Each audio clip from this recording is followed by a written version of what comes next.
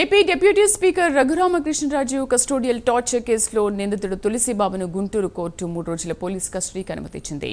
నేటి నుంచి 3 రోజుల పాటు తులసిబాబును ఎస్పీ దామోదర్ విచారించనున్నారు. ఈ నెల 8న తులసిబాబును పోలీసులు అరెస్ట్ చేశారు. అప్పటి నుంచి అతను గుంటూరు జైల్లో రిమాండ్ ఖైదీగా ఉన్నారు. ఒంగోలు ఎస్పీ కార్యాలయంలో తులసిబాబును విచారించనున్నారు.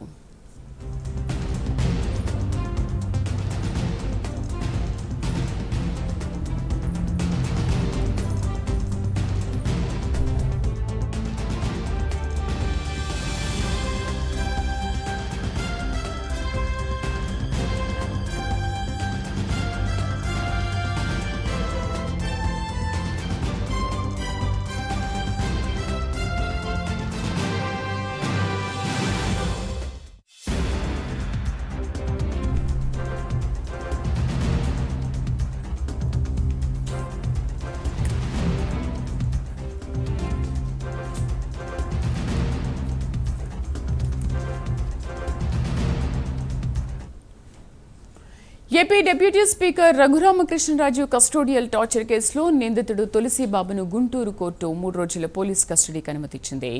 నేటి నుంచి 3 రోజుల పాటు తులసిబాబును ఎస్పీ దామోదర్ విచారించనున్నారు. ఈ నెల 8న తులసిబాబును పోలీసులు అరెస్ట్ చేశారు. పూర్తి సమాచారాన్ని మా కరెస్పాండెంట్ రవికృష్ణ అందిస్తారు. రవికృష్ణ, తులసిబాబు కస్టడీ పిటిషన్ వివరాలేంటి? ఏ విధంగా విచారించనున్నారు?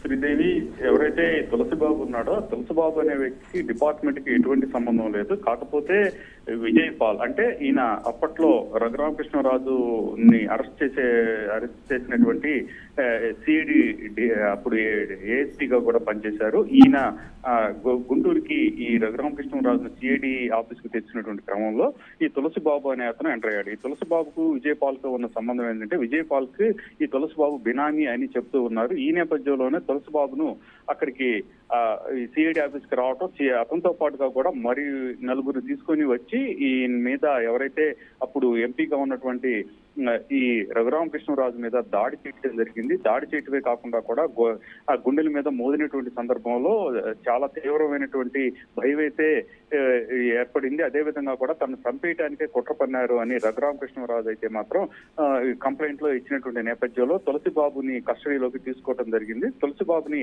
రిమాండ్ లోకి తీసుకున్నటువంటి నేపథ్యంలో నిన్నైతే గుంటూరులో ఆయన ఉన్నటువంటి ఏదైతే సబ్ జైలు ఉందో సబ్ జైలుకి రావటం, సబ్ జైలుకి వచ్చి అక్కడ ఐడెంటిఫికేషన్ పరేడ్ కూడా నిర్వహించారు. ఐడెంటిఫికేషన్ పరేడ్ లో ఈ తులసిబాబు తన మీద దాడి చేశాడు అని చెప్పి రఘురామకృష్ణరాజు తెలిపిన సందర్భం.